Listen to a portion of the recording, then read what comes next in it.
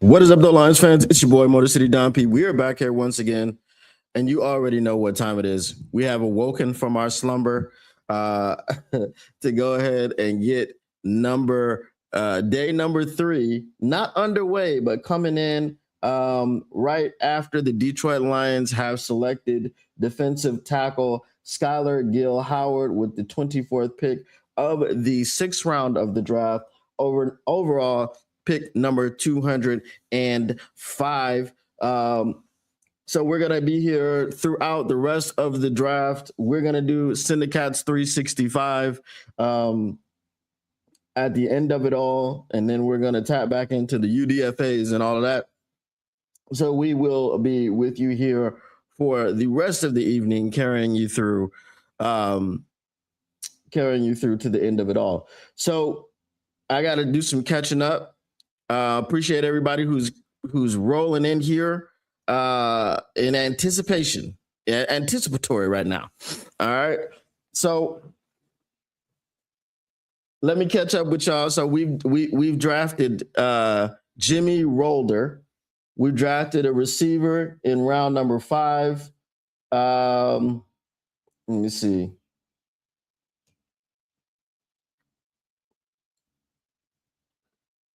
No, I'm sorry. We drafted Keith Abney, cornerback, and then a receiver, Kendrick Law. And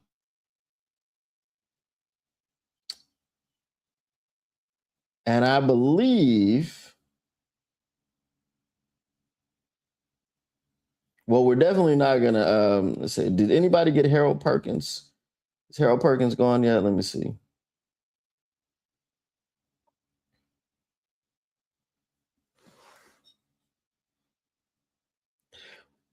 Black Jones, it is 7 a.m. It is 7 a.m. So when the day 3 started, it was 2 a.m.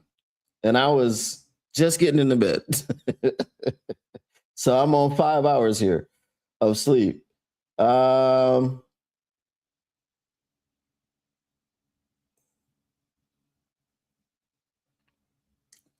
doesn't look like anybody's gotten Harold Perkins. I mean, let me make sure.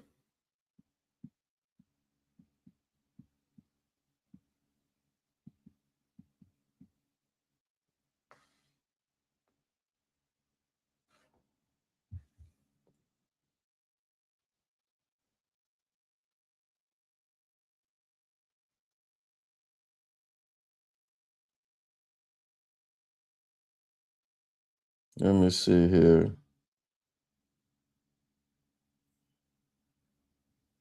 He has not been picked yet, so the Detroit Lions still could still grab him, but I really don't think at this point they want him.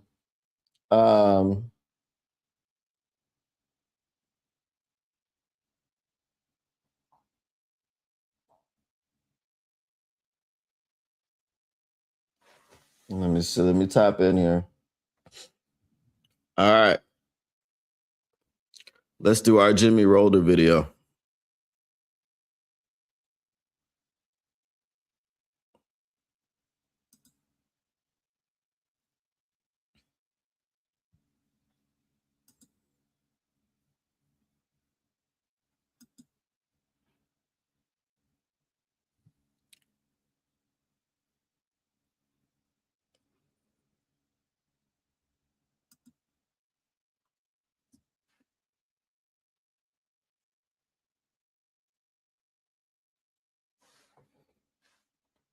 Make sure that they did not.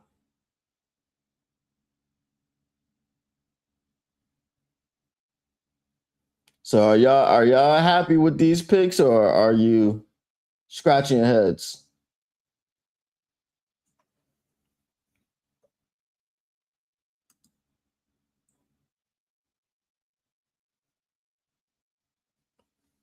What is up, though, Lions fans? It's your boy, Motor City Don P. We are back here once again, and you already know what time it is. We're going to skip the intros because the pick is in. The Detroit Lions have officially made their 3rd selection of the 2026 NFL Draft, and that is pick number, hold on now.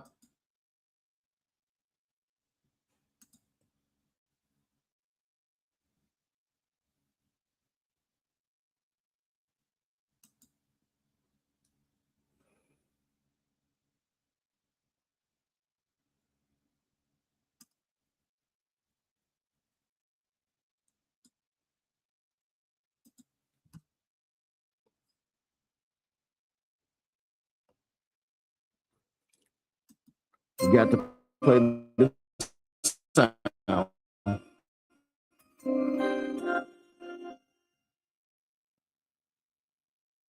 With the 118th pick of the 2026 NFL Draft, the Detroit Lions select Jimmy Rolder, linebacker, Michigan. Jimmy Rolder is a junior. I know a lot of seniors got selected yesterday. So let's read a little bit of a draft profile on Jimmy Rolder. Jimmy Rolder was a standout third baseman. You know, when it starts off with the baseball, you're in for a treat. Anyway, Jimmy Rolder was a standout third baseman at Marist High School with Division I baseball. Shout out Marist. Hold on, bro. It's awesome when people put ads and stuff so you can't read it. All right. At Marist High School with Division I baseball offers on the table and a verbal commitment to play ball at Illinois, but football kept pulling at him. His stepfather, Scott Kehoe, had played at the University of Illinois and spent time with the Miami Dolphins, so the game was in the bloodline. When Illinois came calling with a football offer late in the recruiting process, the dominoes started falling fast. Within weeks, programs like Ohio State, Michigan, and Minnesota were on the phone. Rolder chose Ann Arbor, and Marist lost a pretty good third baseman. Now, if this is the Marist that I'm thinking of, it is in Georgia. So shout out Marist. All right, let's get to the football stuff. We don't care nothing about baseball. All right, so his scouting reports, strengths, and his scouting report weaknesses. Let's go with the strengths. He plays with a low center of gravity and anchors against blocks with a stout base that belies average measurables for the position. A stout base that belies average measurables for the position. Basically, he's undersized. His tackling technique is borderline textbook, wraps through contact every single time, and almost never lets a ball carrier wriggle free on film. Reads his keys quickly in the run game and triggers downhill with conviction. What is it? Rarely caught flat-footed or hesitating at the second level. Hold on. Violent hands at the point of attack, jolts offensive linemen on contact, and creates separation to disengage and make plays in the hole. Navigates through traffic and trash in the box like a veteran, finding creases through congestion to tighten the alley on ball carriers. Against the run, he consistently fits his gap, stacks blocks at the point of attack, and forces runners to bounce into less favorable lanes. Forgive me, it's 7 o'clock in the morning. I just woke up. My reading eyes aren't in yet. All right. His Michigan State game was a masterclass in linebacker play, 10 tackles, 2 TFLs, a sack, a fumble recovery, and he looked like the best player on the field.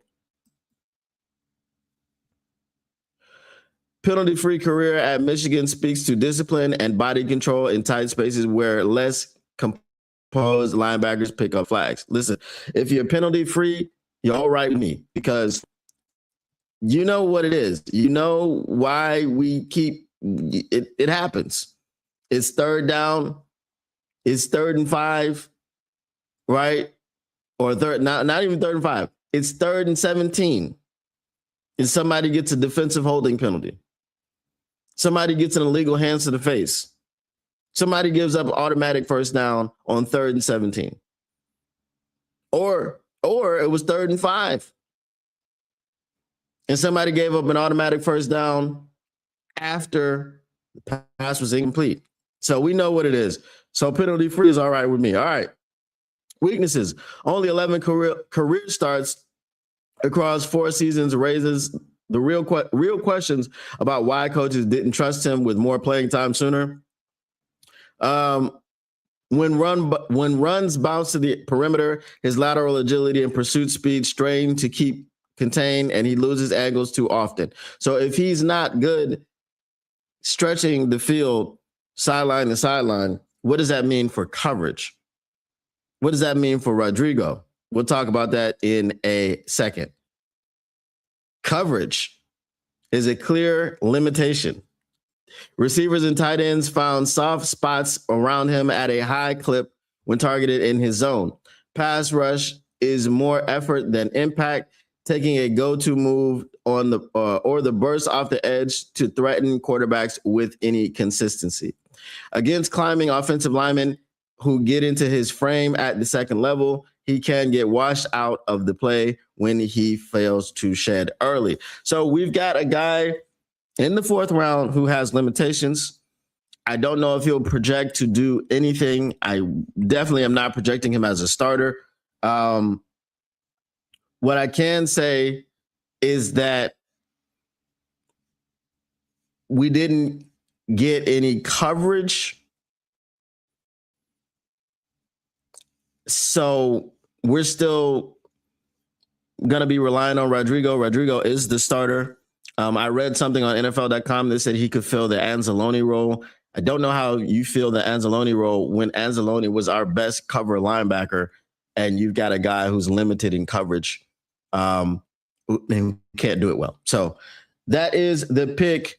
Once again, Jimmy Rolder from Michigan, junior linebacker, pick 118. Pick 18 of the 4th round. So let me know what you guys think in the comments below.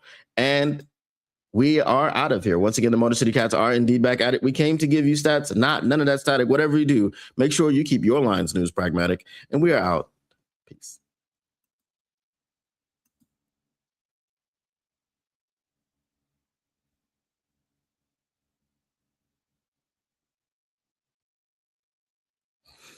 All righty. That was Jimmy Rolder.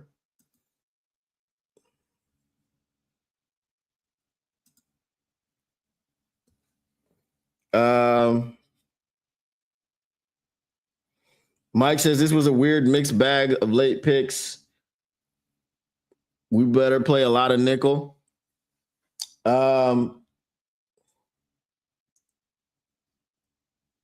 Let me be clear here.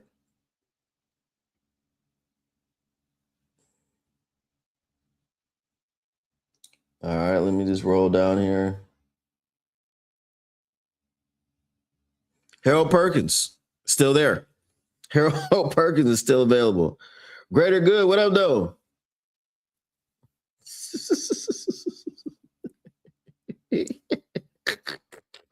Greater Good says, don't let Mike and his internet in here. Hell yeah, these picks are the best they could have been. Again, I'm in that boat right now where I don't expect anything from you. We're in the 6th round. So Skylar Gill-Howard, defensive tackle. I don't expect anything from him, but we will go ahead and do all the videos. All the videos. I got to catch up.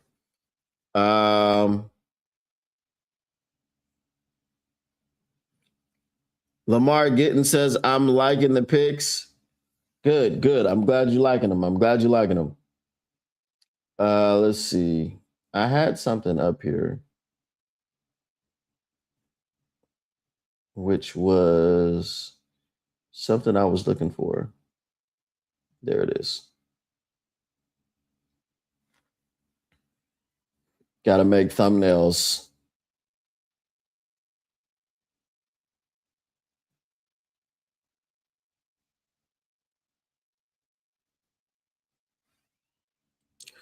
For those of you who are not yet subscribed to Motor City Cats, please consider going over there and subscribing.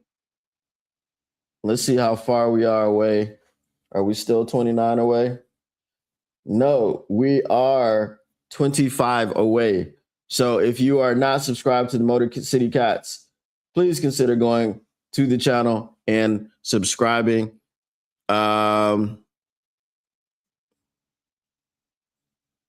See what we got over here.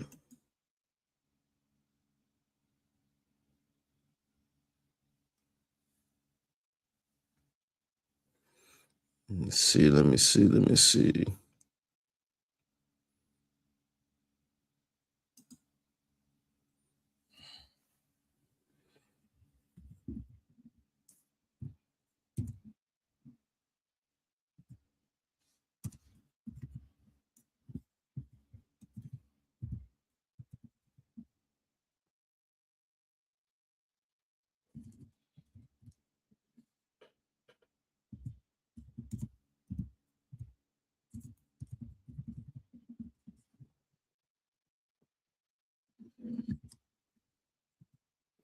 You're not gonna let me do it, huh? All right. I'll just pop it up here then.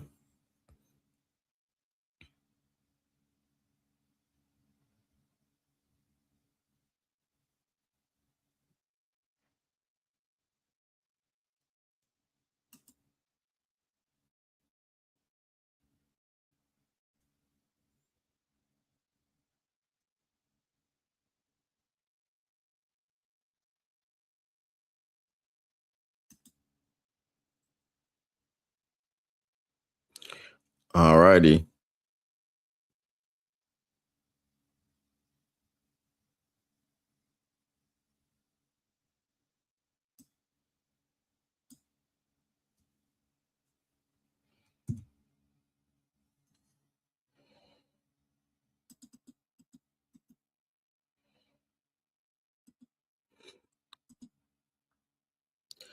All right. Here's the link.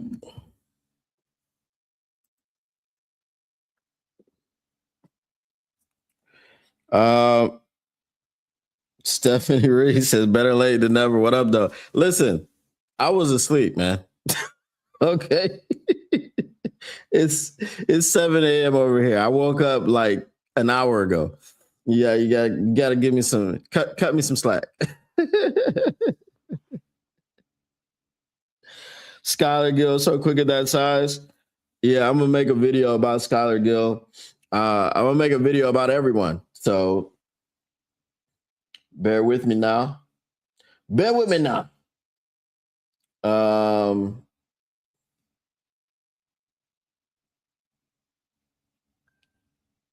The thumbnails are gonna be the most not difficult because I just gotta find a picture.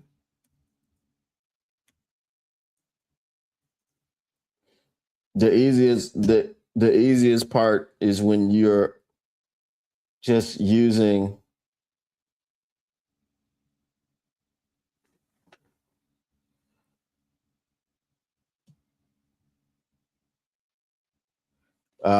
when you're using the same thumbnail, so you don't have to make any changes except for the picture. So that's the good thing about it. We got the template already set up. Don't have to change no words. The pick is in. That's what you can say for every draft pick. And you just go ahead and put it up there. So that is helpful.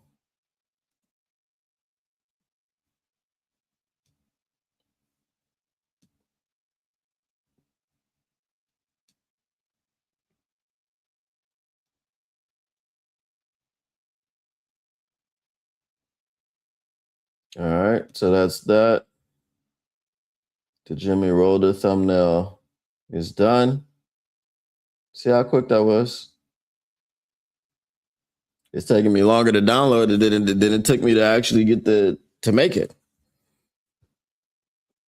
All right. So Jimmy Rolder. Who was next? Was it Avery, the corner?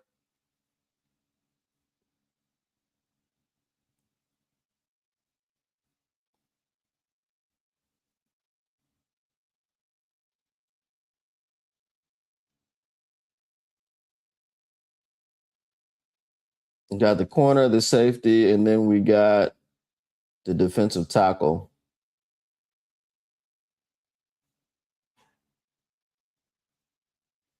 It's Keith Abney, not Avery. My bad.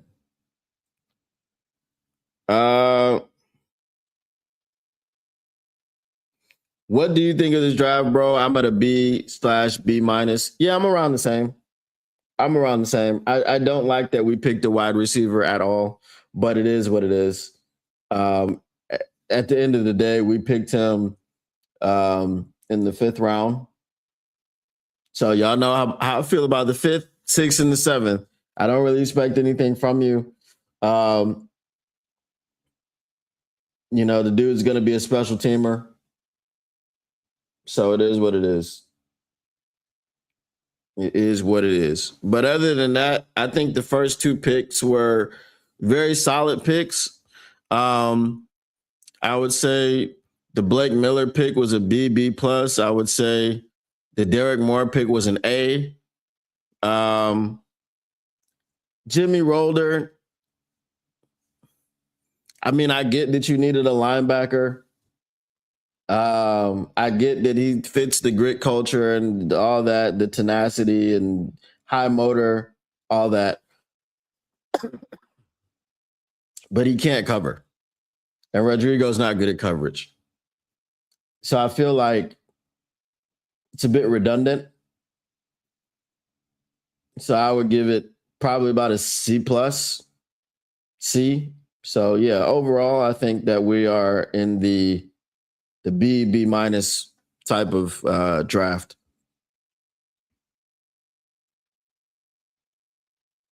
Yeah, we're picking punching bags at this point. Exactly. We are definitely picking punching bags at this point. Meat sacks in the freezer for Rocky to beat up on. So,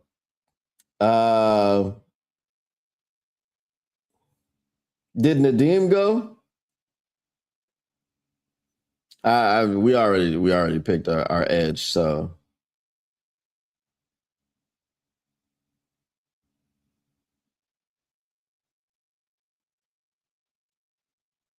I was kind of hoping that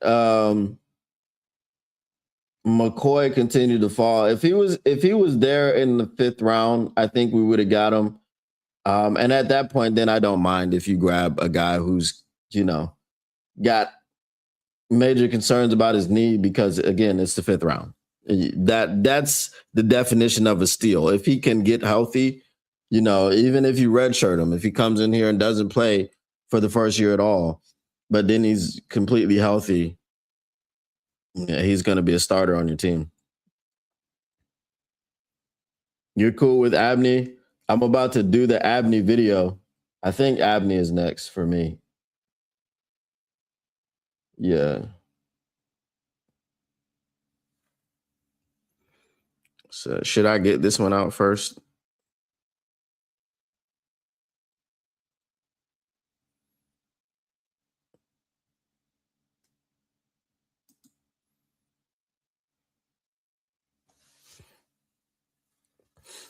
Let's see. Go to the library.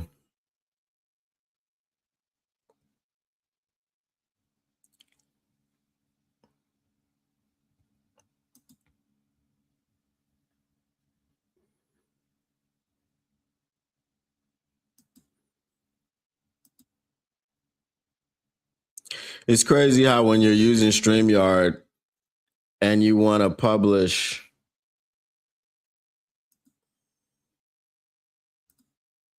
a recording, you have to go to edit first, and you can't just hit publish.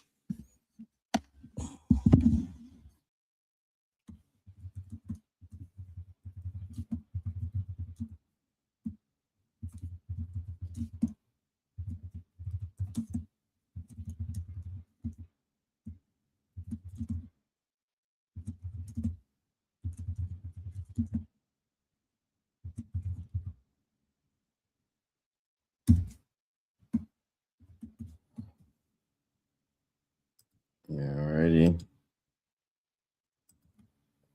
Do y'all read the descriptions? Because sometimes I wonder if the description is worth it. Like, should I put a description in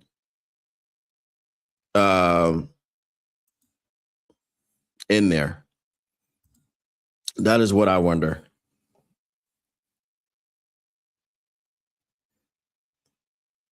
Get a backup QB, spin the wheel, got to be one better than Hooker. I mean, that's not hard.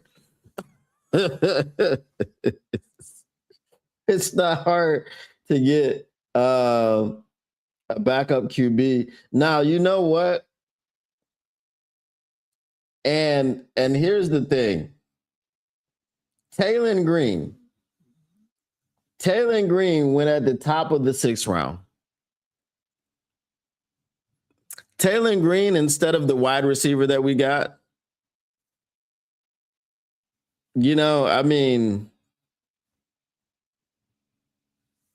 you don't need a 5th round wide receiver, bro. You don't. You know, you got Dominic Lovett. You signed Greg Dortch. I mean, I don't understand the wide receiver pick. I definitely would have liked to see someone like a Taylor Green. I definitely would have liked to have seen someone like Harold Perkins Jr.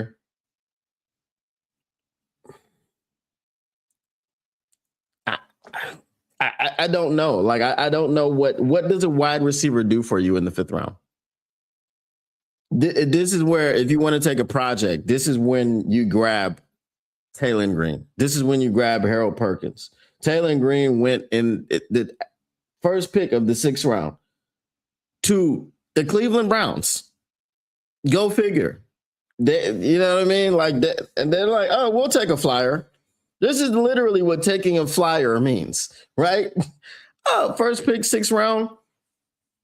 We got 85 quarterbacks anyway, but we'll take a flyer. I don't know, bro. I really don't. All right, round 7 is underway. The Cardinals are on the clock. The Packers comp pick is in. Harold Perkins Jr. goes comp pick to the Atlanta Falcons. So there will be no Harold Perkins Jr. in Detroit. Jordan Vandenberg, who everybody wanted, goes to the Bears. Of course.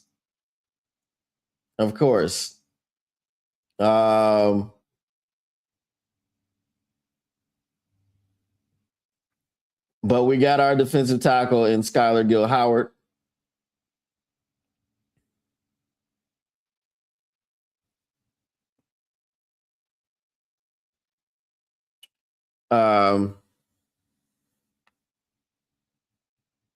A horse is a horse, of course.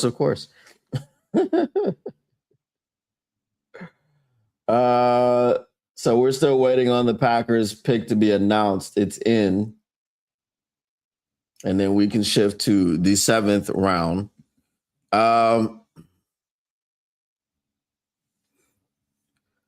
Once again, we have 81 people in here, and I know a lot of that is LNU. Because my regulars are not in here. Obviously, they were not expecting me to be here. But, you know, when you got to sleep, you got to sleep. Trey Smack. Trey Smack, the brand new flavor in your ear. I'm kicking brand new flavor in your ear. Trey Smack kicking brand new flavor in your ear. Why is it kicking? Because Trey Smack is a kicker selected by the Green Bay Packers with the 35th pick of the 6th round, which is a comp pick 216.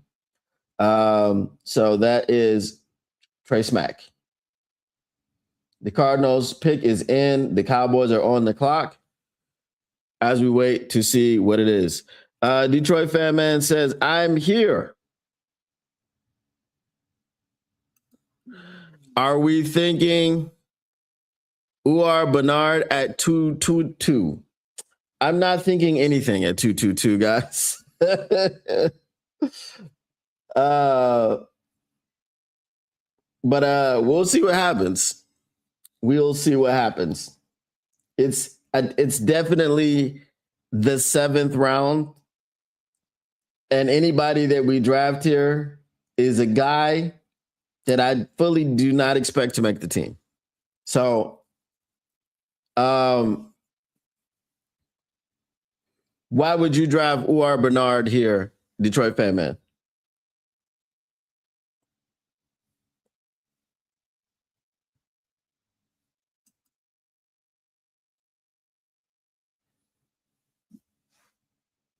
All right, Jaden Williams is the first pick off of the board in the 7th round. OT, Mississippi. The Cowboys pick is in. The Saints are on the clock.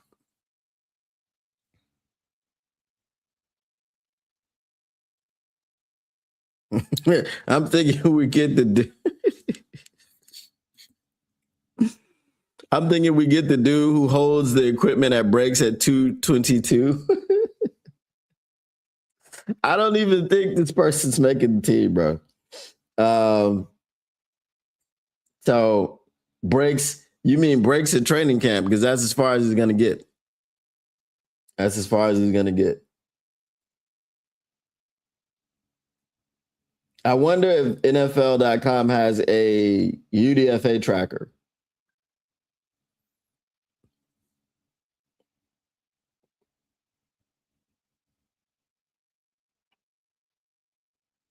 Has Brad Holmes done any more press conferences today?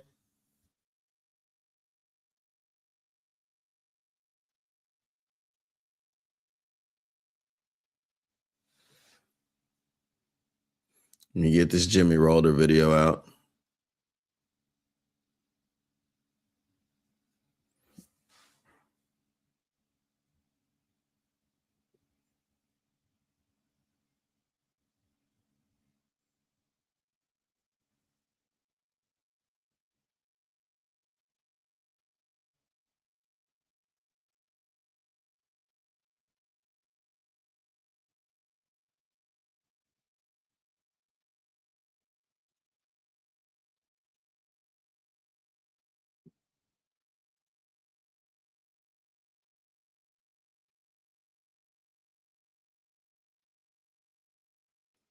Can anybody tell me why Jeremiah Love has a theme song? I just that's weird to me.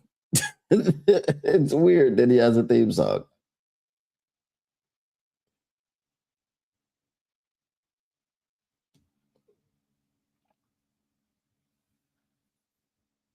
Is that not weird to y'all?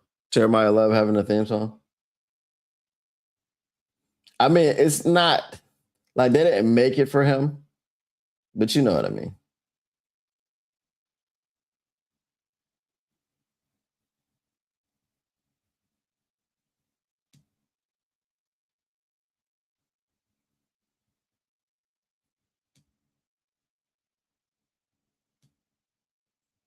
Bro, StreamYard is clutch. Using StreamYard to get these videos out is a whole lot faster than what I used to have to do. Because I used to have to download them and then upload them. Or if not download, I had to because what I would do is once I went live, I would hit record on OBS. I still use OBS, but not for recording and stuff like that. So I don't save anything on my laptop, which makes things a whole lot less cluttered. Hard drive space and all that stuff.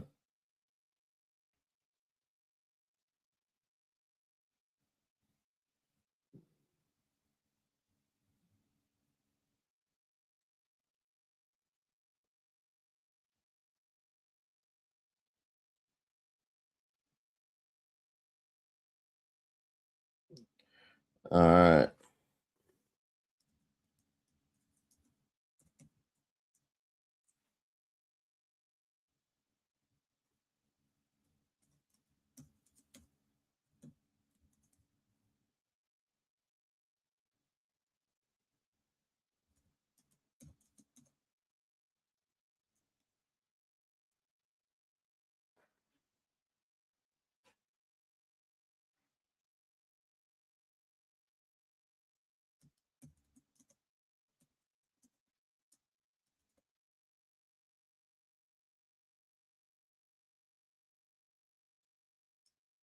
All right, that's good for that.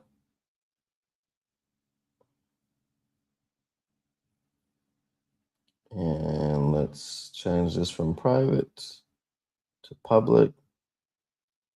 Done. Save. Send it out. Jimmy Rolder is there. Again, I don't even know if I need. Do y'all read the descriptions? That's my question. Do y'all even read the descriptions? Do you even lift, bro? All right, let's see what we got here. All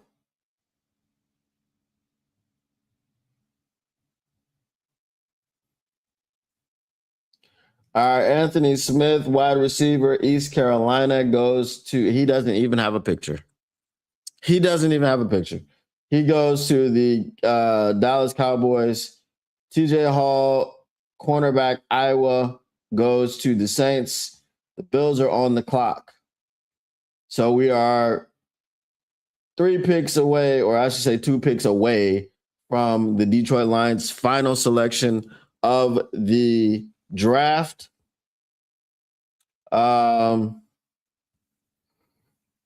would say the only pick that bothers me in this section of the draft was the cornerback in round 5. I'm not the cornerback, the wide receiver in round 5. I thought that was a place where, again, you've thrown things away. I don't know what it was about Harold Perkins Jr. They didn't like his football character. They didn't like his football IQ. I don't know. Explosive athlete, good in space, can run, can cover. Why you wouldn't want him when you don't have that guy on your team, I don't know, bro. But, you know, our first 2 picks were good. As Mike said, he has at least 2 head scratchers to draft.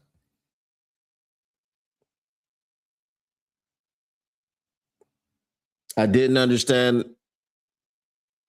So if y'all can help me out, we got Michigan fans in here. I'm a Michigan fan. Why Jimmy Rolder?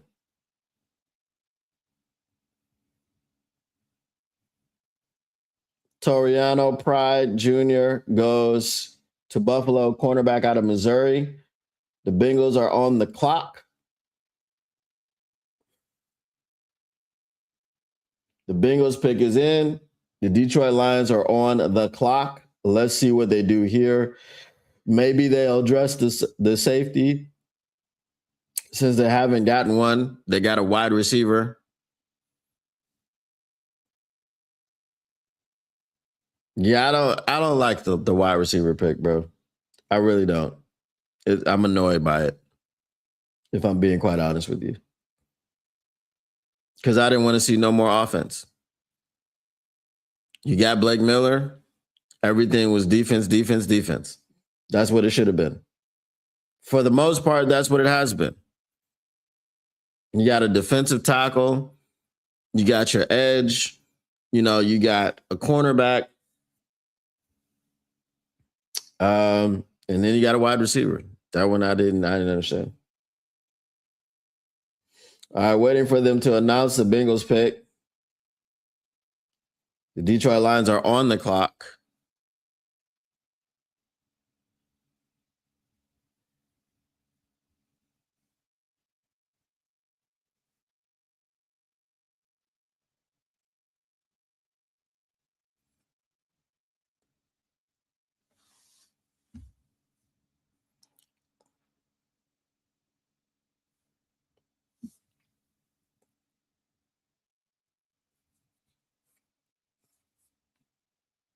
What do y'all think they do here?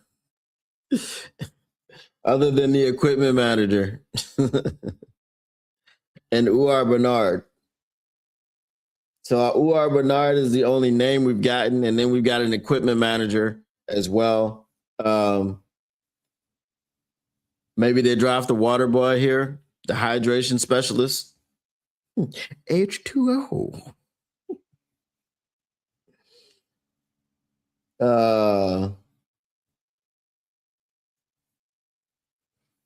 I don't know if they're at a commercial break or what, because I'm not watching the draft live. I'm just watching the tracker. I got tired of watching the actual draft.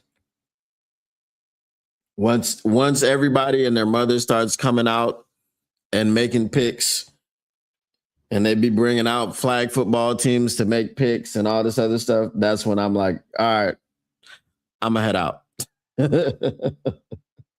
And I'd rather watch, a YouTube creator. Speaking of which, let me tap in with Syndicate.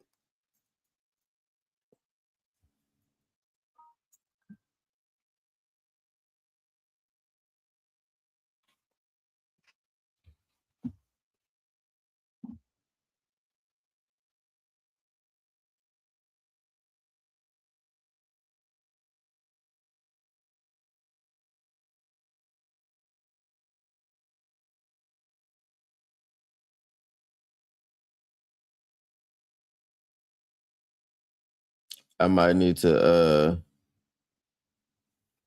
all right. Jack injuries, tight end Texas goes to the Bengals. The Detroit Lions pick is in. Um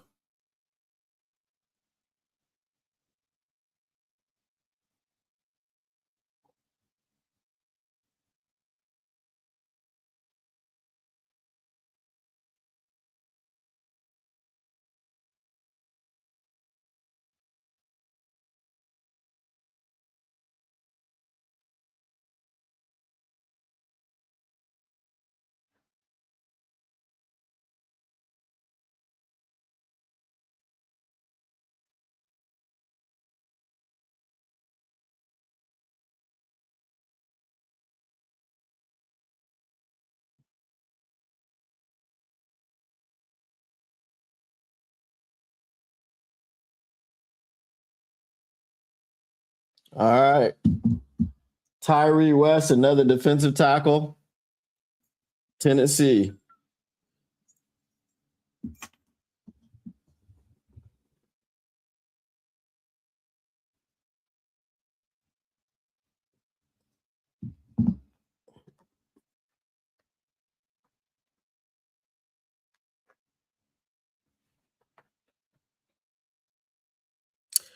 All right.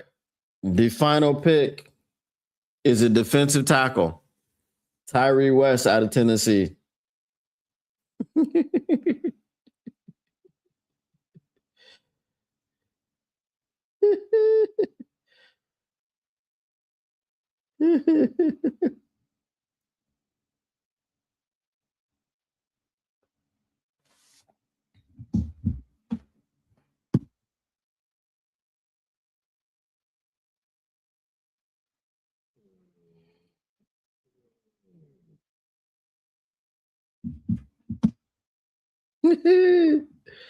uh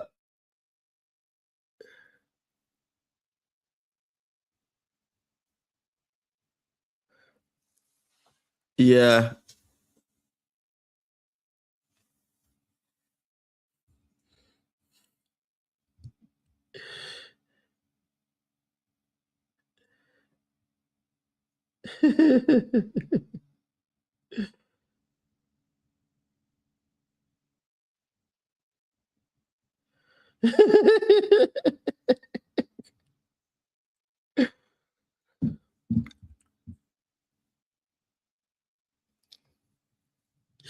That's crazy. We got two defensive tackles.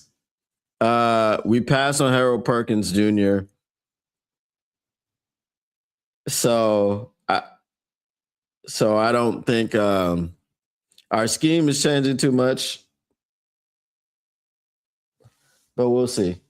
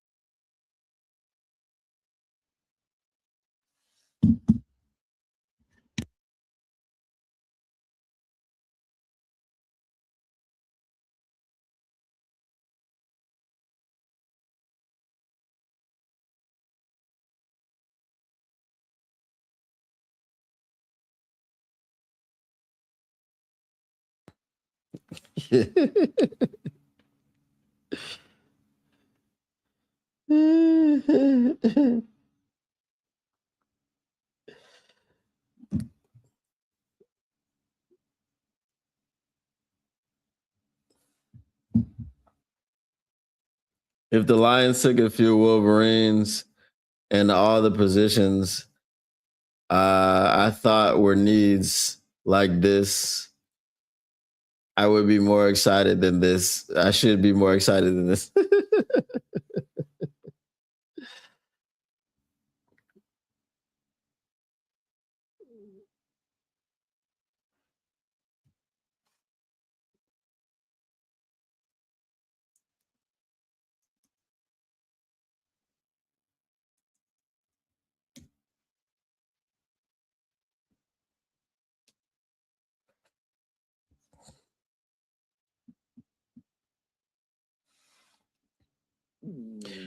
All right, let's check out some Tyree West highlights so we know what he does.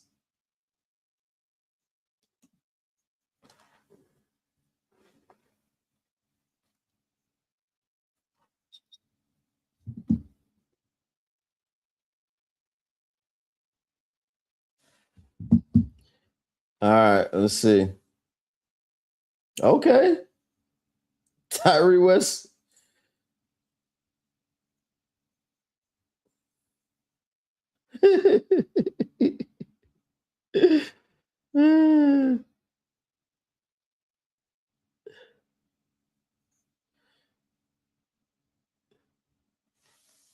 Bro, they're standing Tyree up.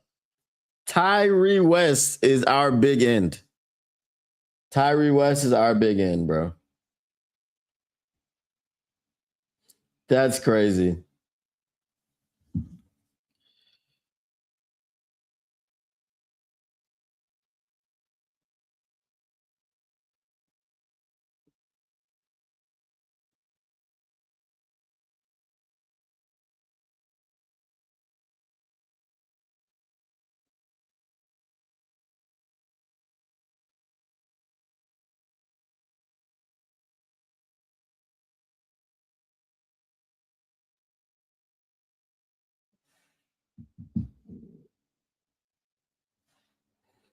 Tyree is standing up rushing. So he's our big edge.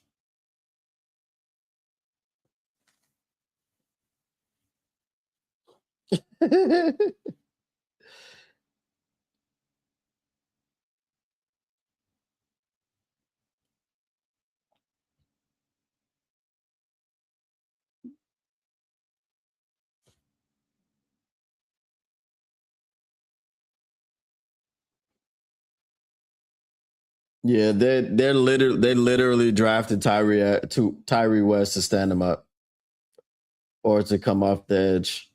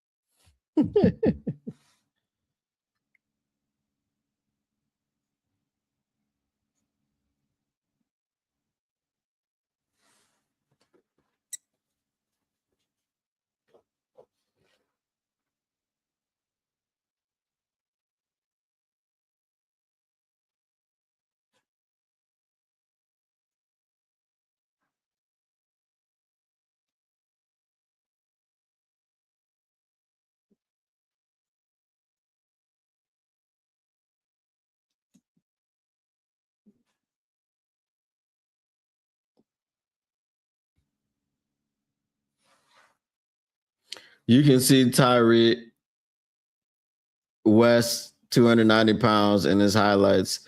He plays heavy. Yeah, I was looking at the highlights. That's what I'm saying. He does, but they're going to put him on the edge.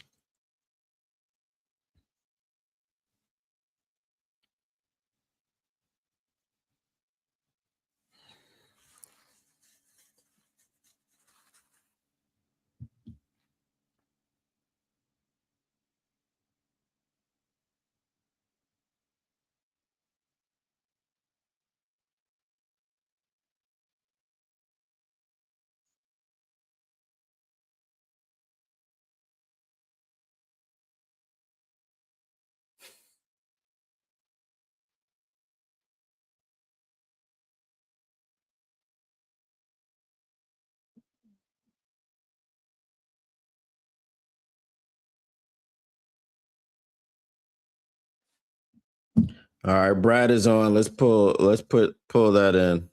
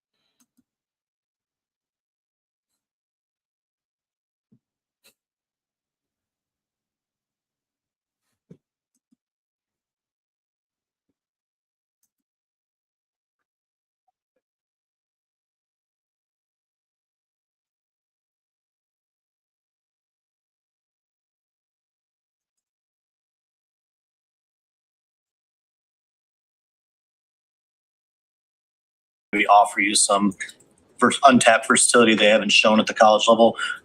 When you were scouting them, kind of what was your initial view of how they schematically fit defensively? Yeah, first time I looked at Rolder, I was just I was like, I just kept saying football player. I was like, this guy's a football player. Thought he was highly instinctive.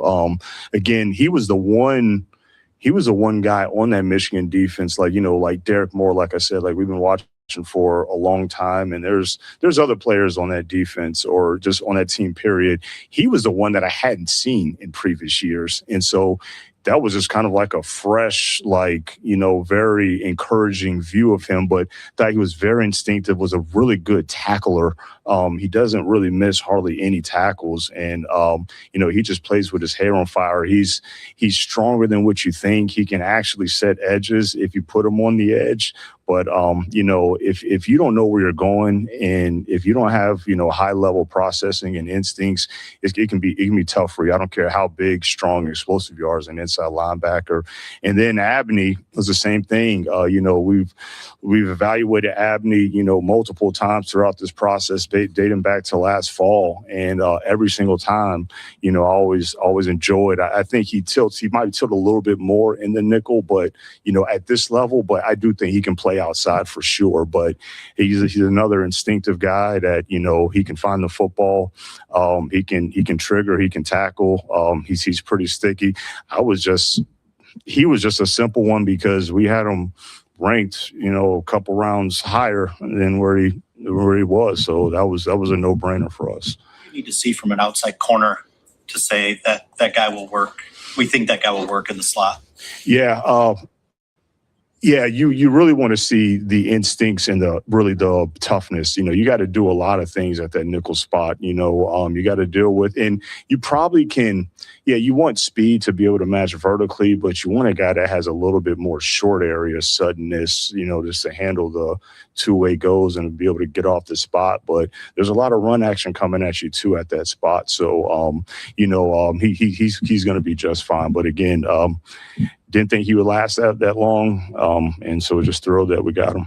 I think the most important thing is that you accomplished this week. Like, it seemed like a meat and potatoes draft, kind of getting back to the basics, trenches, and just in your eyes, what was sort of the most important thing you got done? It was just that, just finding gritty football players, just kind of, getting back to, I'm not saying that we forgot about our identity, but, just making sure that was at the top of mind. And so that's why every single player that we took, like, there's sometimes where we're writing notes and I write down, man, this guy's a football player. And I go back and I'm reading my notes through all the guys that we picked. And I'm just highlighting that I've said that about every single one of those guys. And so, as long as me and Dan are seeing it the same way in terms of like they're football players that fit us. So, but I would say just like that was kind of the overall theme. And look, that is competitiveness. So however high that these guys take it in terms of climbing the depth chart, I do think that they're going to have the ability to potentially make some people uncomfortable. Five of your 7 picks were defensive side. I know you picked the best player that you like, but was there some semi-intentional defensive heavy picks? Not really. I do think, I will say this, I think the way that our board was set up, that we had a little bit more volume on the defensive side. And so that's why I think that it tilted that way. When you give a player the football player label in your notes, like in a given draft, what percentage of players would you say you give that label to? Like, how thin is that group of players that you're choosing from days 1 through 3? That's a good question. I haven't really done the math on it. I would say the majority of them, we do, or I will say along the way. Make your browser fast. Make your browser safe. Make your browser Chrome.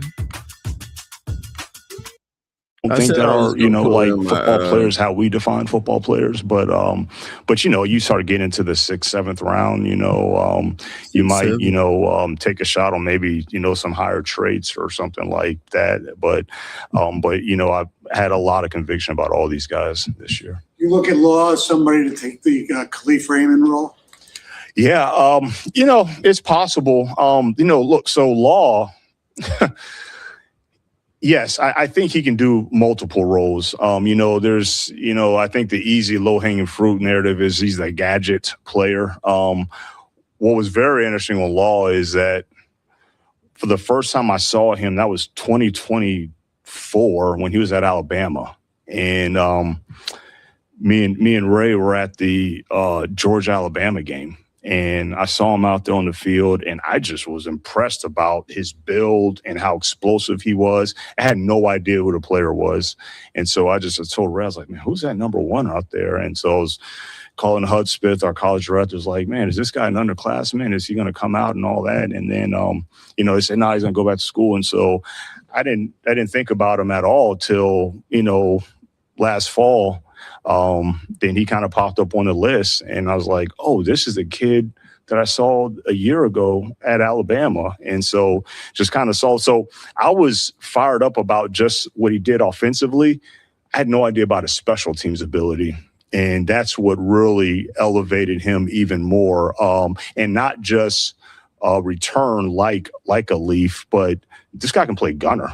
Like he's 4-phase special teams player, and he's another one that's just he's a dog, man. He's a football player. You guys obviously filled a lot of holes in free agency. You're able to come here and coincidentally fill some more holes on the roster. So how do you feel just about the player acquisition period as a whole? Yeah, I mean, I feel good coming out of this weekend just because I felt like I do feel like we did do well in free agency. We put a lot of work in it, and then we felt good about obviously the draft. Like I said, even what we did today, it even exceeded what I thought that we were going to be able to get. So yes, I do feel good, but we're not being complacent. You guys have heard me say it all the time, and I'm gonna continue to say it because I just think that that's the mindset you got to have, is that whenever you feel like you're good, then that's when you can get your ass whipped. So you just gotta. I'll always say it's never good enough. So we still got post draft. Those guys are working right now. For undrafted guys, and there'll still be some veterans out there that'll be very interesting. That we're going to be taking a long, hard look at next week. You did not draft any. Making people uncomfortable. I mean, is helpful. And Dan has mentioned wanting to create more competition.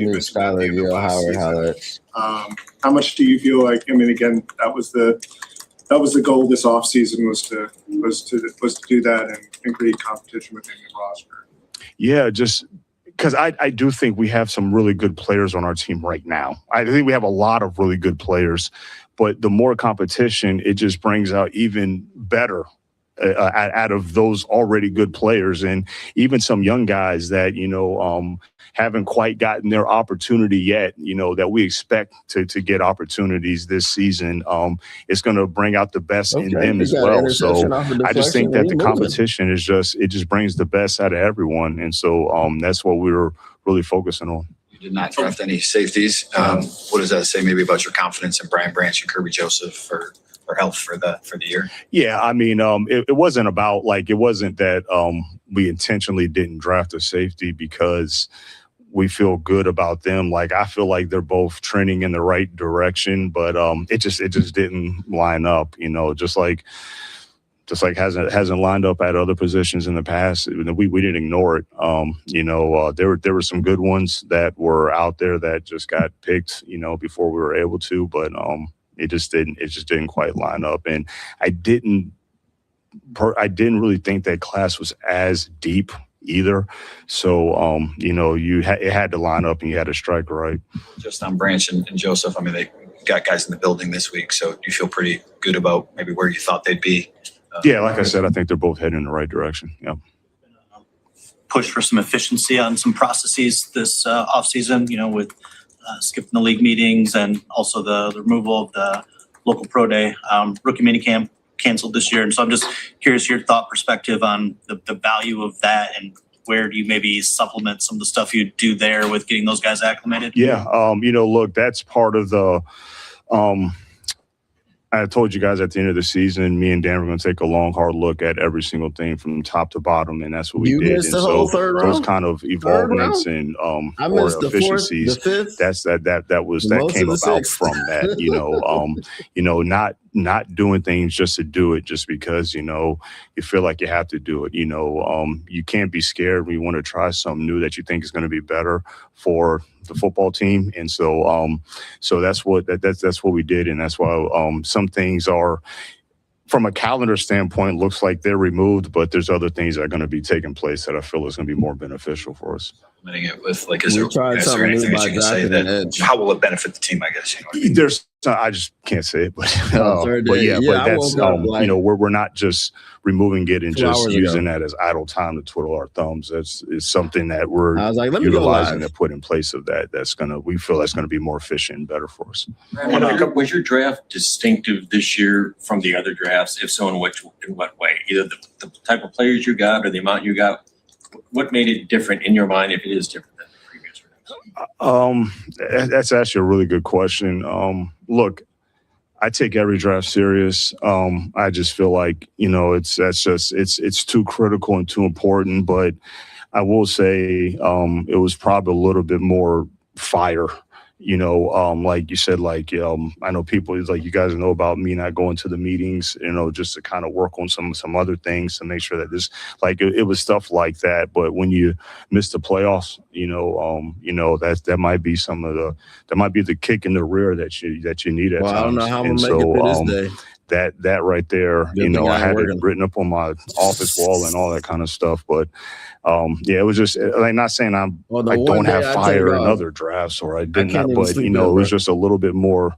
I think the urgency need to be pushed up on everything, and so it was just a little bit more fire on the intensity heading into this one. What did you have written on your office wall? What was up there? Not making the playoffs. I had some other things I'm not going to say, but it was just a reminder of that. We were when this playoff started, we're sitting at home watching. How does that fire manifest itself? How did you, outside of just spending more time on it. How did that manifest itself?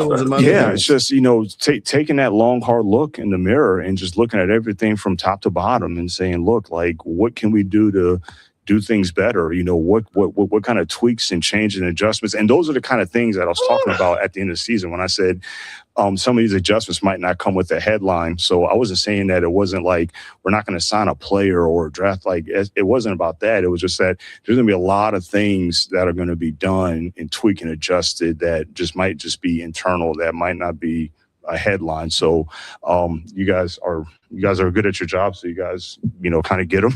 So you guys got some already, but yeah, it was just those kind of things. But I feel a lot better that we made those moves and made those adjustments.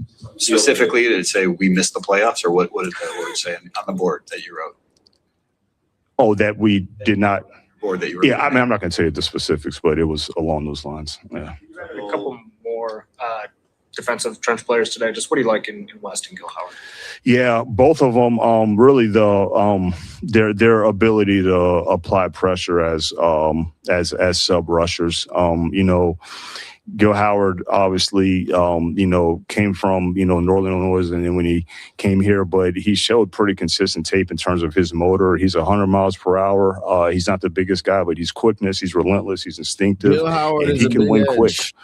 So that was intriguing about him. And then the same way with Tyree West. Tyree West, he was kind of part of a rotation with a lot of defensive linemen that were NFL caliber players. So it wasn't really a knock that he wasn't like, you know, getting all the snaps. It's just they had a lot of guys, but when he would come in, he would take advantage of the ops that he got in terms of being able to apply pressure and get to the quarterback. So he was one we brought him in for a visit, enjoyed the time that we spent with him, and felt really good about it.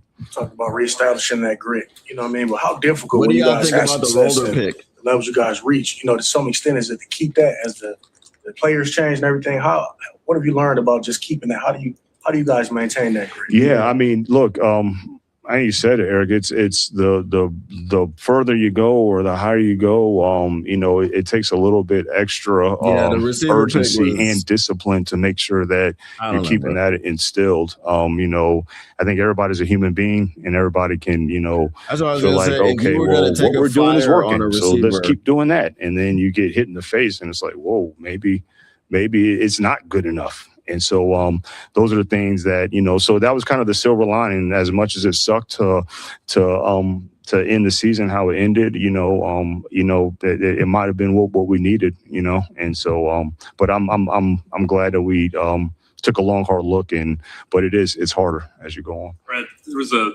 fewer drafts than I guess. You could have taken Taylor Green. You could have taken Harold Perkins Jr. there. Like, maybe the phone just wasn't ringing, or just nothing good was coming in, or everything fell the way you wanted it. Fewer draft trades, you're saying? Yeah, they only had 2 this year. Usually there's. Oh, in terms of the movement, he can't cover. That's my.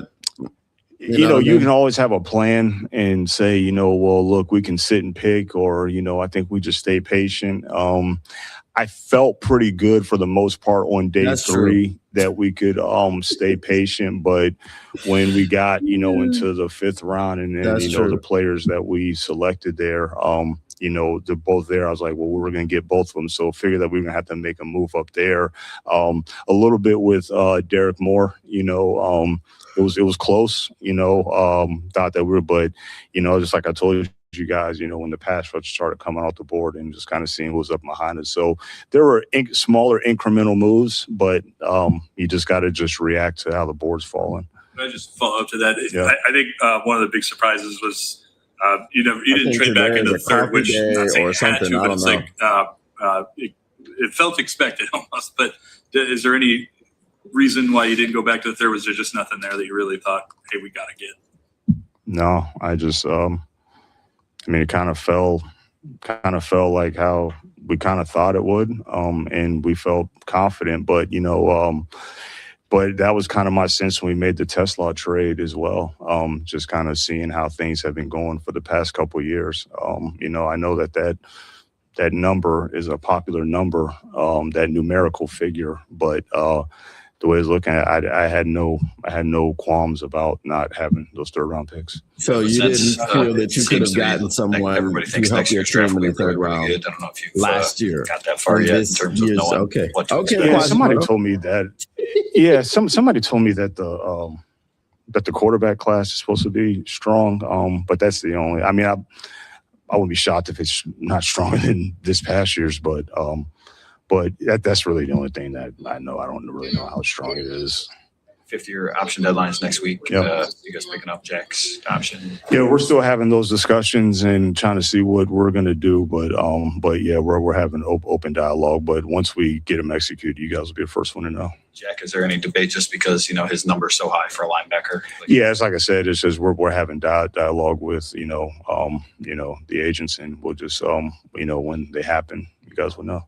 Brad, is that Rod Wood in your shirt? Yeah. This is so obviously Rod's last draft, so we wanted to do something special. We're a little nervous about how he was going to react, but the high school basketball photo I thought was pretty cool. So I thought he handled it pretty well. Actually, I felt like it was cool, but yeah, I thought it was. Rod's done so many special things for everybody else. Whether it was my jersey last year or Dan's jersey. I mean, so it was, that was really cool to be able to do something cool for him because he definitely deserves a lot more than this because of all the great things that he's done for our organization. You guys dig up his high school stats by any chance? I didn't see the stats, but I just want to make sure that this was going to pass first. So this passed, so I was kind of good with that. Yeah. Who got him made this year? What'd you say? Did it for you last year, I think, right? So who got him made this year? He just kind of took the place this year. Yeah, I thought it was deserving. Thanks, guys.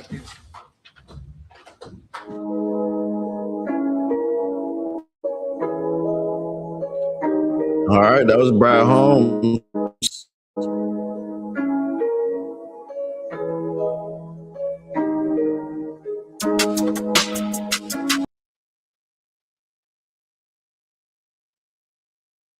All righty. I need to find where that is.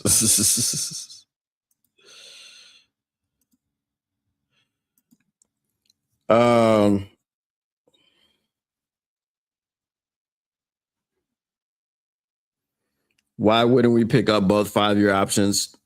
You mean on who?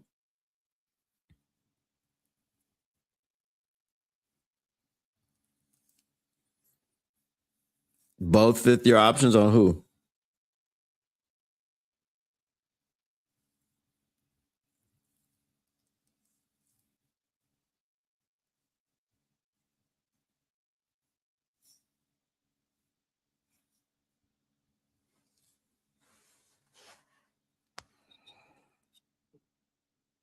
Why did they get a receiver? I have no idea. B-, B+ drive for me. I'm around the same. I'll probably go in the middle and say B.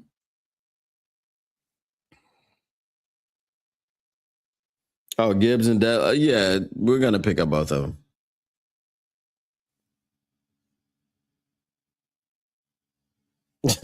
He said to catch passes. Duh, my bad. I don't get the wide receiver pick at all either. Again, as I said, there were people there at the wide receiver. If you're just going to throw away a pick, you could have taken a flyer on Taylor and Green. In the 5th round, he went at the very top of the 6th round, the first pick to the Cleveland Browns, which is not a surprise to anyone. Because, they don't have quarterbacks over there. So they don't have enough. They needed more. You could have got Harold Perkins Jr., who went at the very bottom of the 6th round in, comp picks. So I don't know. I didn't really understand the wide receiver pick at all. Brad Holmes was very, very happy and excited about him being a special teamer. If that's what you want to do and you want to get special teams guys, go ahead and get them. I don't understand the excitement, but, it is what it is.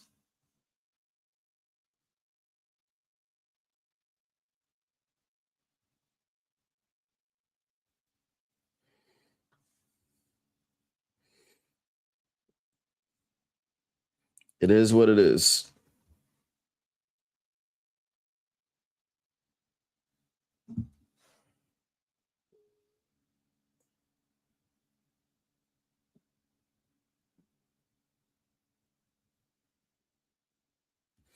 But I'm telling you, Tyree West is going to be a big edge, big end. I didn't see that in Gil, and what's his name? Gil Howard? The Gil dude. But Tyree West, I definitely saw.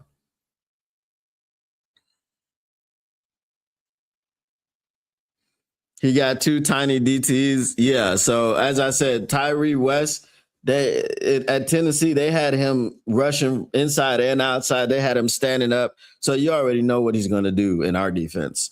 The Gil dude, I didn't see too much of that.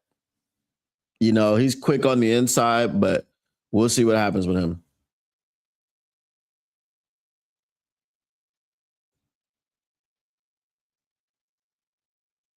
I'm happy about one thing. Ignatius fought the urge to take McCoy. I actually, had he been there in the 5th round, I wouldn't have minded taking him.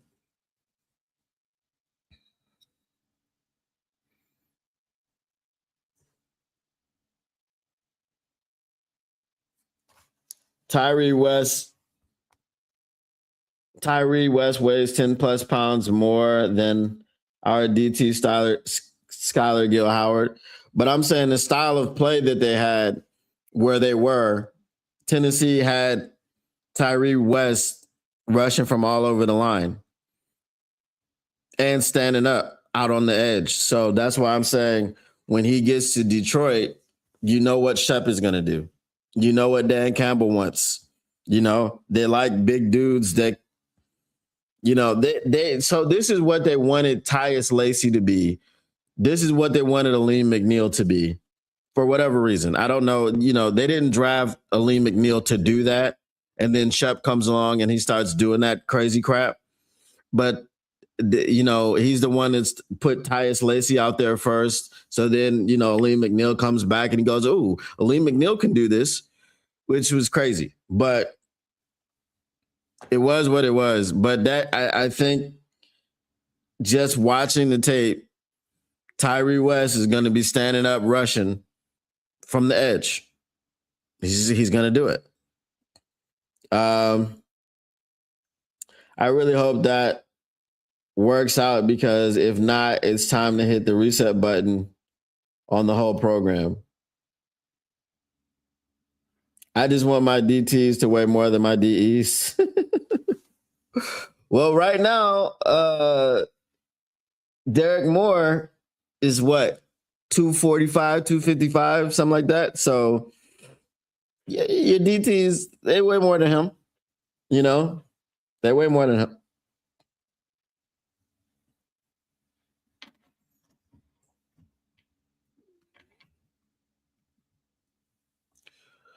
Whew.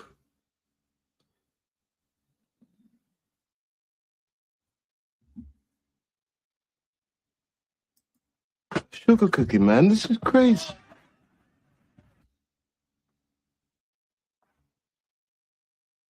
Look, 79, 89. Nice little deal.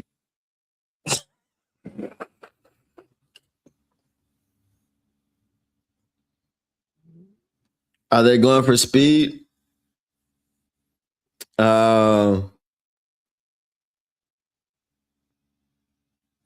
I would say Tyree West is pretty quick, but he's also 290 pounds. So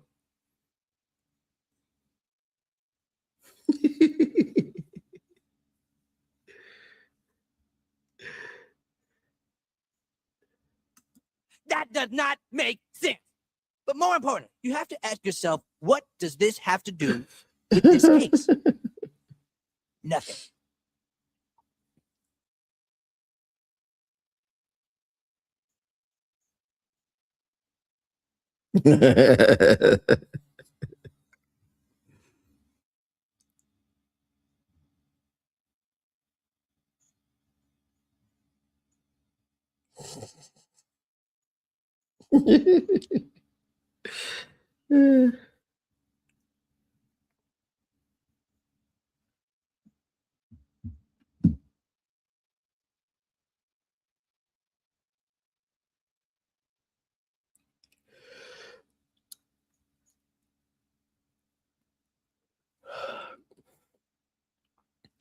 If I do some UDFA videos, y'all gonna watch them?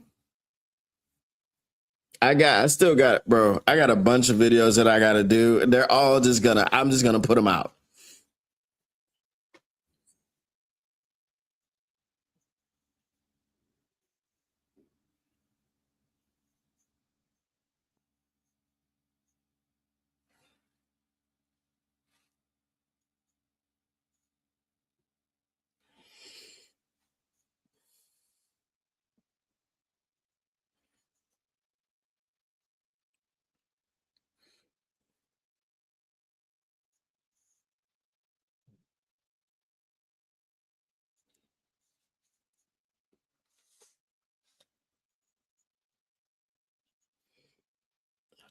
How do you feel? No Perkins, man. I was not excited about that.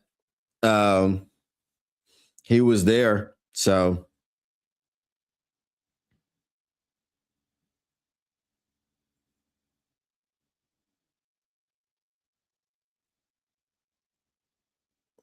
Amiku can cover.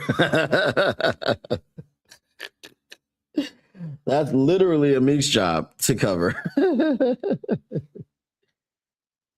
Maybe he doesn't know Abney was a world champ roller skater yet. Was he a world? Oh man, it's gonna be tough, bro. It's gonna be tough to get through this day. Coming in on 4 hours of sleep, burning the midnight oil. You know.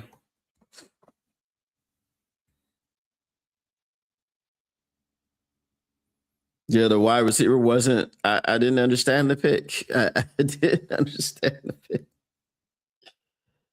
I really didn't understand it.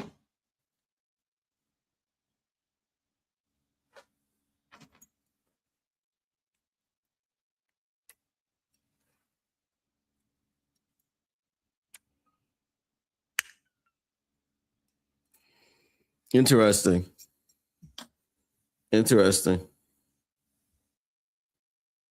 Well, there you go. If he can get it in on skates, you definitely can't put him on skates. Ba-dum-bum-tsh. Ba-dum-bum-tsh.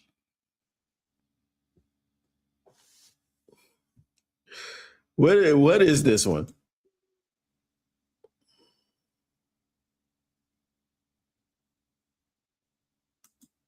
I'm here to tell you right now, we don't care. Is this the we don't care one? We don't care. Bro, I just don't even understand. I can't hear my drops. How am I supposed to do drops if I don't know what they are?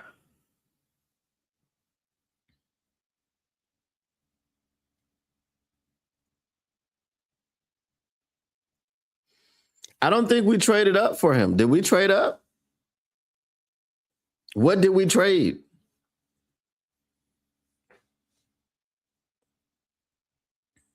We traded with Buffalo.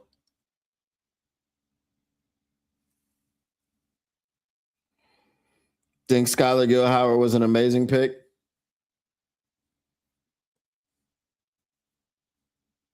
I think the Abney pick was great. And then I think that from what I've seen from Tyree West, he's going to be oh,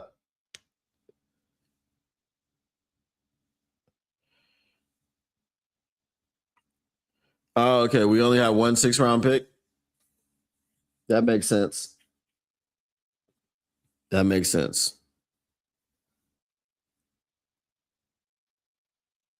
Oh, Buffalo kicked us back to 05. Okay. All right. I mean, It's not much of a muchness, but yeah, I didn't. Brad Holmes fell in love with his special teams ability, and I just don't understand. I don't understand loving a special teamer like that. It's like, oh, he's got some return ability, not so much like Leaf. What's Greg Dortch for? I don't understand. What is Greg Dortch for? I feel like you were in a position to grab some people. Again, I can't be too mad because it's the 5th round. But it's just we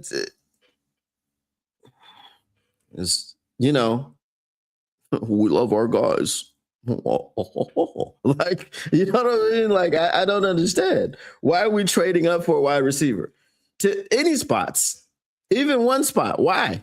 Why are we trading?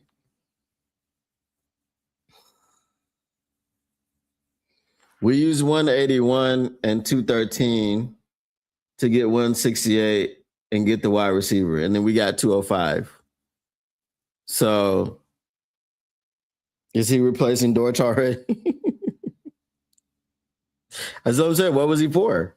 We replaced Borum already, so maybe. The linebacker is ass, and I will die on that hill.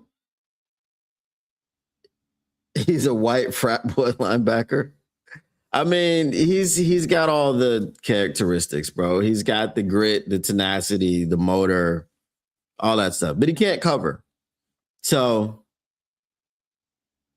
I'm over here, detective.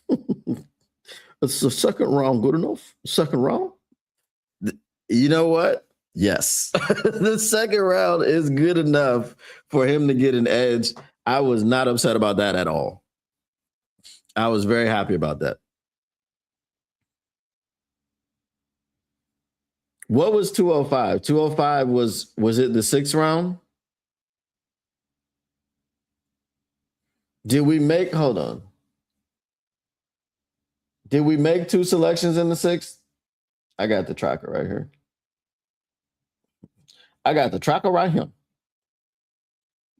Guilty. Mr. Morale 313, you know what that is. Hang that. I got the rope right here.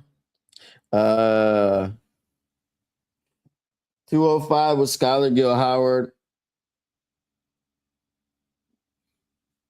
Yeah, so we traded our 6th. 205 we already had, I think. Because we only made 1 selection in the 6th.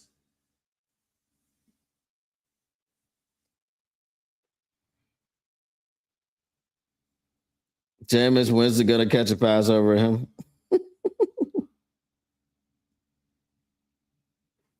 Yeah, so what he said was when he was at Alabama and he was there with Ray Agnew watching somebody else, and he was just like, oh man, who's that number 1 over there? Oh my God.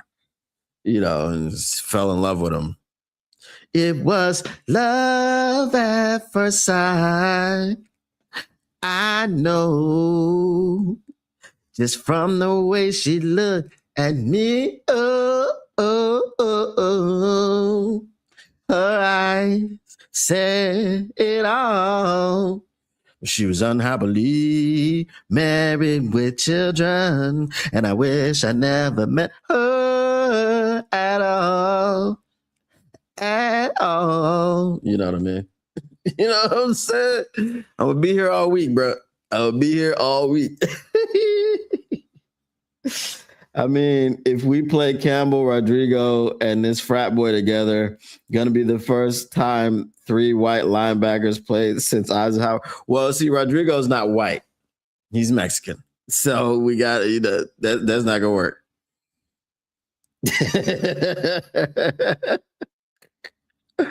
What up, though, Mike?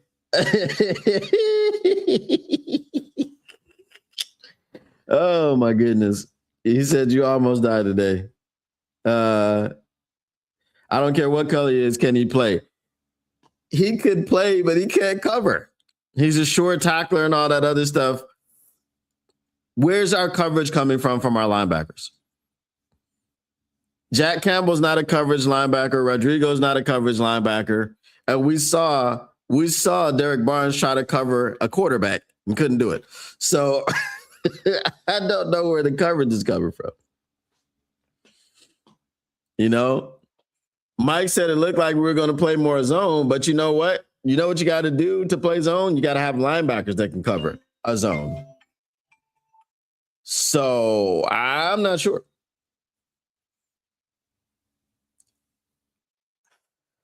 Clark, bro. Oh my goodness, bro. I guess that's crazy. Love it. Gonna be on the same bus out of town with Meeks. I don't think we got a Meeks replacement. We only got one wide receiver.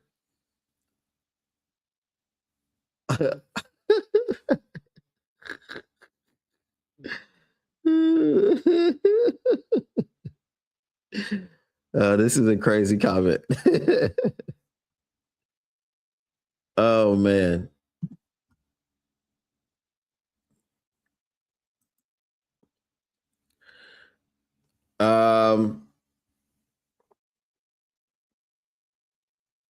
Damone Clark. I don't know. Can Damone Clark cover?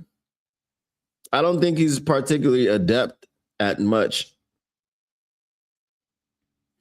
A bunch more nickel this year for sure. We ain't got no linebackers to cover, bro.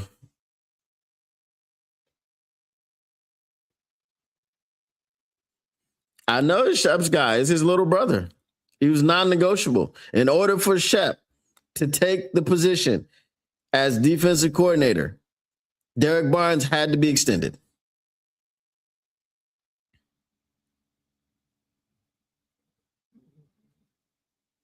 I saw the big edge more in Tyree West than I saw in Gil Hill, but you know, they're both undersized. But Tyree West, like, they had him standing up, they had him rushing from the inside, they had him rushing from the outside, they had him chasing down plays.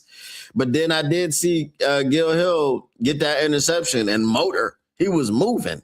You know what I'm saying? Big man Teddy. He was moving. So, you know, it is what it is. Why do we keep getting these big edges? Yep, 0 scheme changes.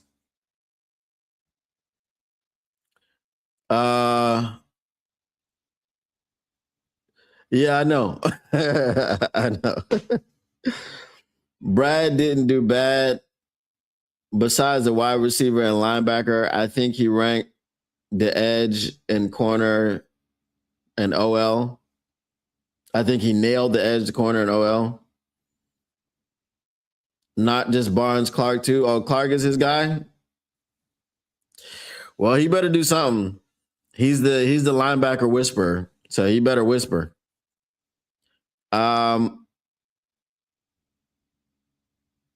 Tyree West got interesting burst and athleticism. He does. He does. And we're going to see it on coming off the edge. But you know what? Here's the thing. I don't have a problem. So I have a problem with the big edge position. I don't have a problem with you putting someone there who's done it before. Right? That's the thing. Tyree West has, while a 7th rounder, has production in that situation. He may not have been drafted until the 7th round because he's undersized as a defensive tackle, and nobody else in the NFL is doing that big edge mess. So the Lions were like, well, we can grab him in the 7th round. Right? So that's what I saw from the brief tape that I saw. I think he had something like 7 sacks last year. You know, so that just gives them positional flexibility and all this other stuff and scheme versatility. Even though our scheme is not versatile at all, the player can play anywhere.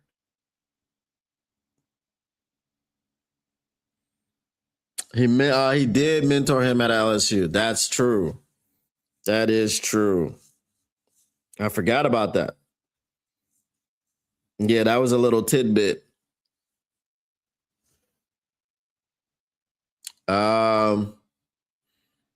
Derek Moore better start. He will.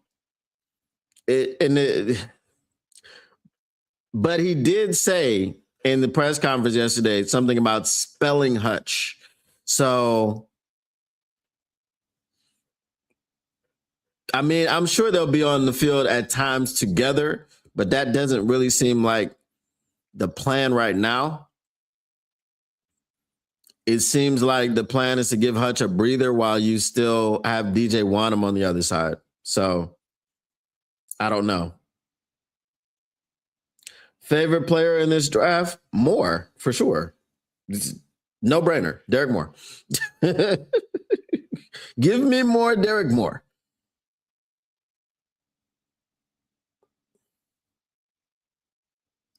So Wonnum can start. Moore just has to finish the game week 1 after DJ gets injured and hits IR.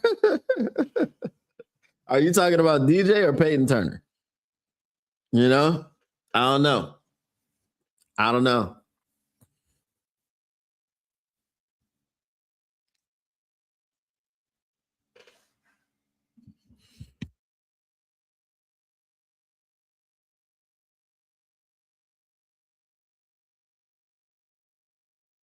Mr. Burrell, I have a drop on here that I just can't do because I can't hear it, so I can't cut it off.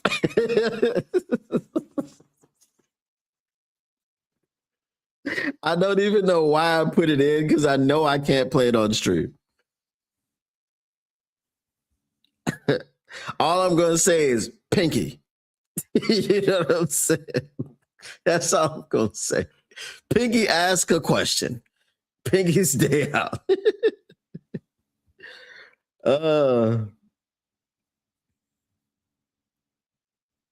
Mine was more till we got Abney. I'm gonna stay with Moore, bro. I'm gonna stay with Moore. I have to see Abney perform like Abney can perform in our secondary. I mean, DJ Reed wasn't this bad when he wasn't in Detroit. Like, hey, this is the thing. He wasn't this bad. Next Friday, Pinky, yes. He has a question. He wants to know who sent him.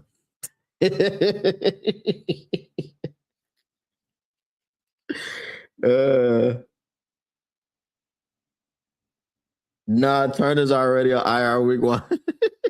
He ain't making it out of training camp. He's not making it out of training camp. Oh, man. I really wish I could play that drop.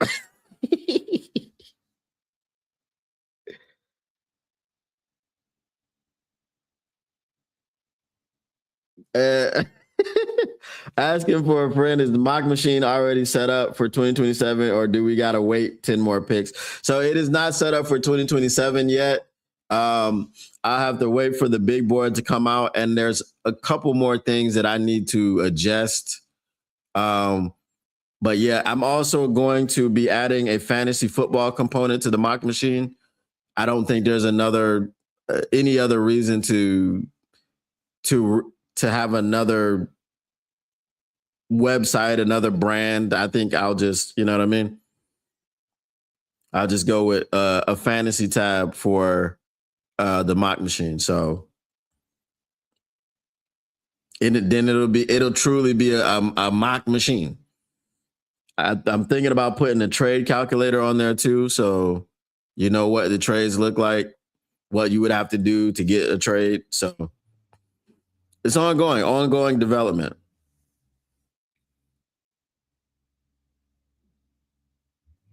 TDI incoming.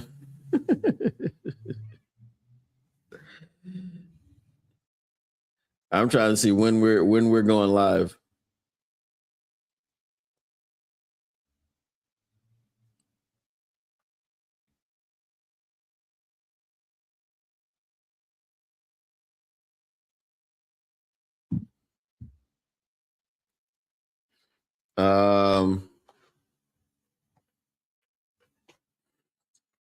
Yeah, so any of y'all that play football, yeah, any of y'all that play fantasy football, I'm not big into fantasy football, but I'm doing it for the people. So anybody that plays fantasy football, if you have some suggestions, what are things that you like about the apps that you use? What are things that you dislike? What are things that you think are missing in the apps that you use?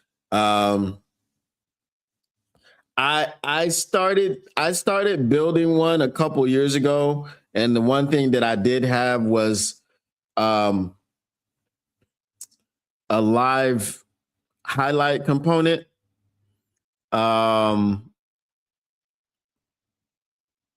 Like during the week.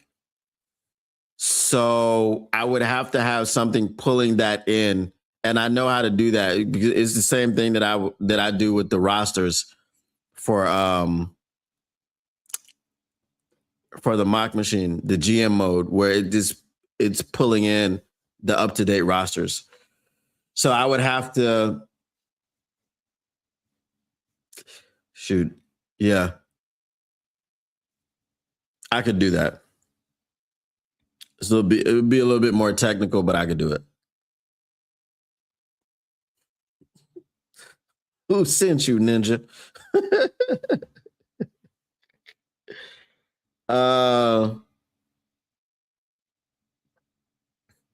Is Branch and Kirby good to go because we didn't draft a safety? No. Actually, Brad said in his conference that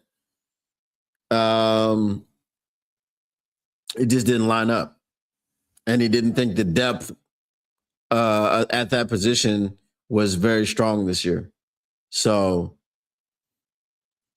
he did say something about evaluating them or reevaluating them or whatever, but no, they're not good to go. But again, we do have UDFA coming up. So we do have UDFA. We've got 1, 2, 3, 4, 5, 6, 7, 8 more picks in the 7th round. Is Jalen Kilgore not been drafted yet?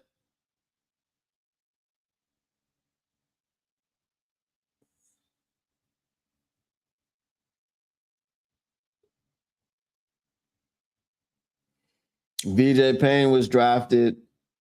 He went to the Jets. I think the Jets defense is going to be crazy this year. If not this year, next. I think they added a lot of pieces.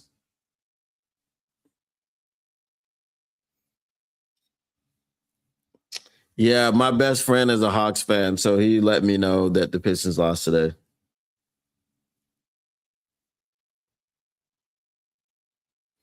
Yep, sounds like Maddox and Isian are week 1 starters at safety. Yeah, that's kind of crazy.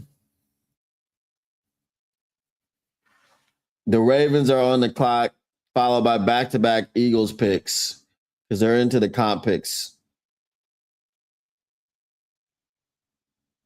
The Chiefs pick is in. Ravens on the clock. Eagles. Ravens again.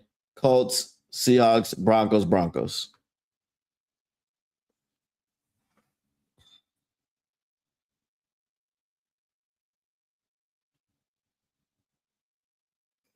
Oh, Kilgore got drafted. But when did Kilgore get drafted? Did he get drafted in the 5th round?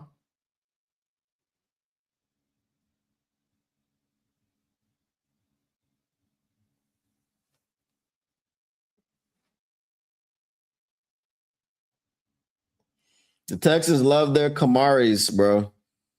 They got Kamari Lassiter at corner. Now they got Kamari Ramsey at safety.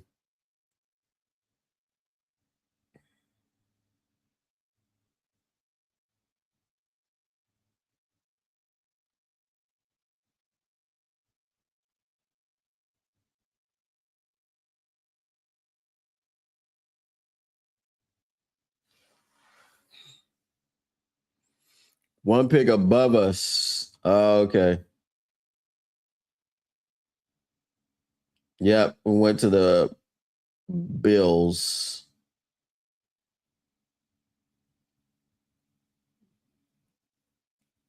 Well, that's crazy.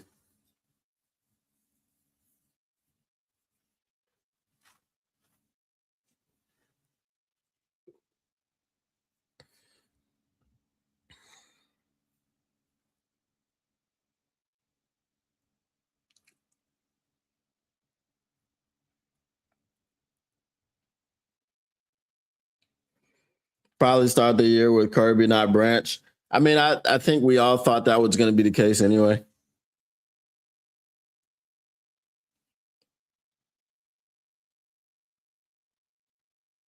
The mock machine has nearly every pick the Lions made as a major reach.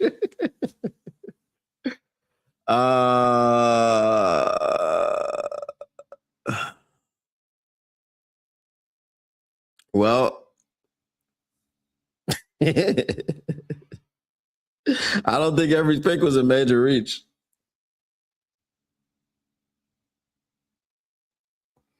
Kilgore, VJ Payne, and Max got drafted. SMH. Oh, Max Llewellyn finally got drafted.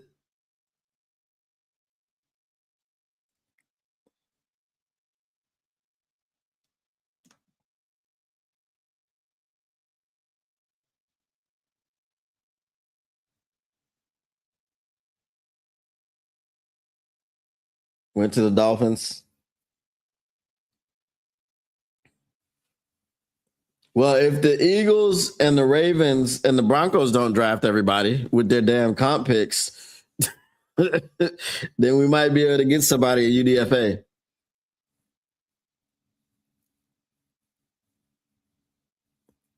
Branch should be gone to November.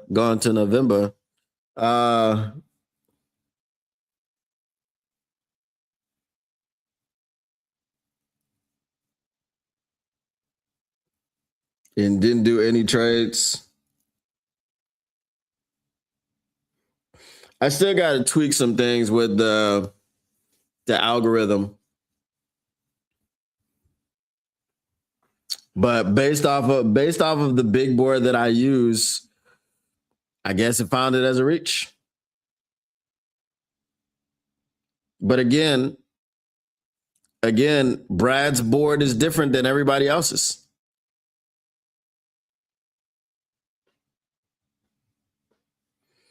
Drafted after the wide receiver.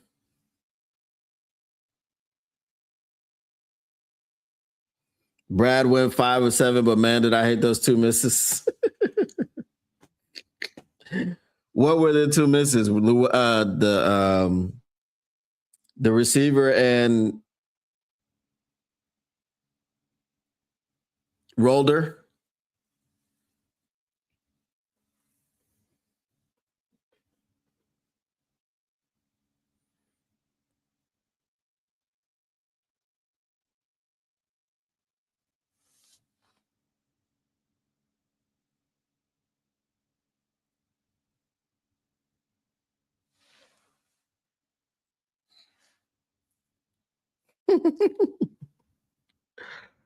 Oh man. I got this coffee machine in the house that I've never used. And I think I need to use it. I got some Ethiopian coffee beans in the car. I need to go get them. Or maybe I'll just eat them. Eat them and drink some milk. I might do that.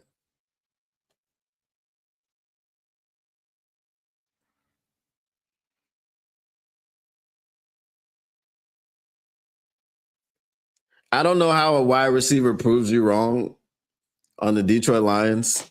We don't need wide receivers. This is not like, it's like they got PTSD from when they first got here and the cupboard was just bare. Like they didn't have nothing. They had Tyrell Williams, right? That's it.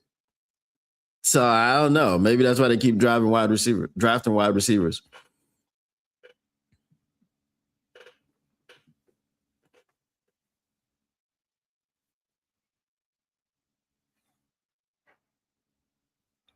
You got to be like Devin Hester.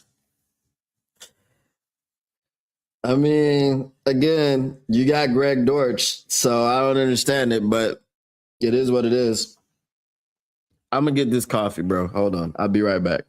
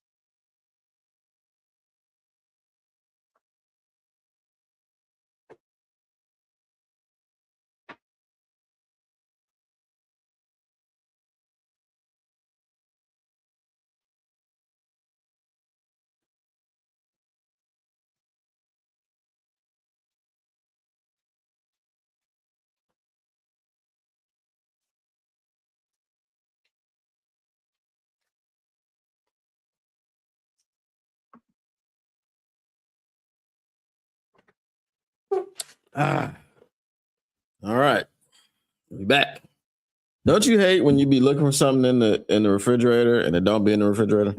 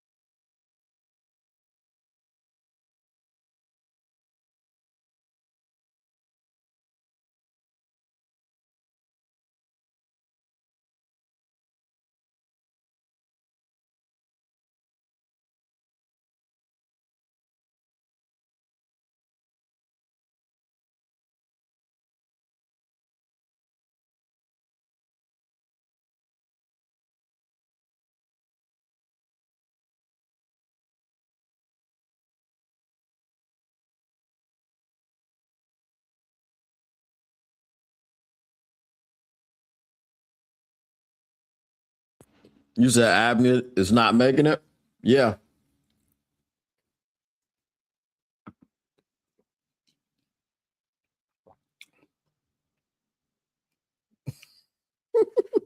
What up, though, One Republic?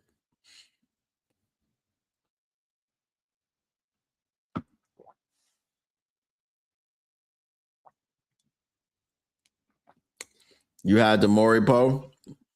You had a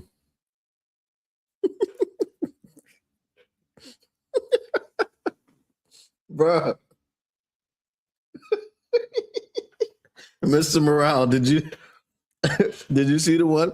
Brothers, we got to stop doing this. We got to be better. Come on, brother. Come on now.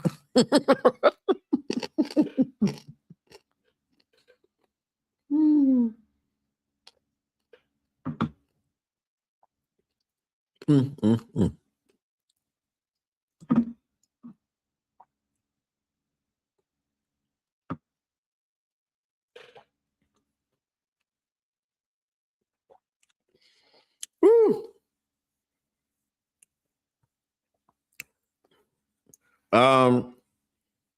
So it's looking like we're gonna do the Motor City Cats at 8:30. Not the Motor City Cats. We're gonna do the Syndicats 365 at 8:30. So I'm gonna hop off of here so I can get these videos done.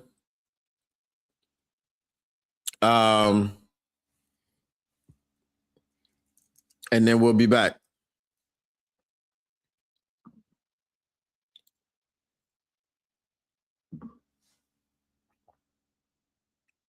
So I appreciate y'all that came out, even though I was super late.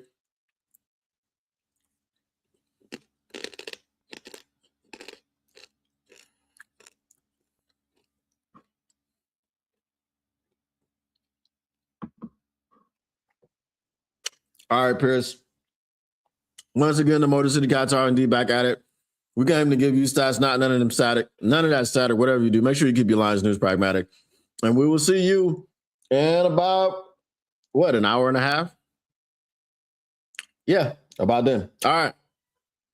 Peace.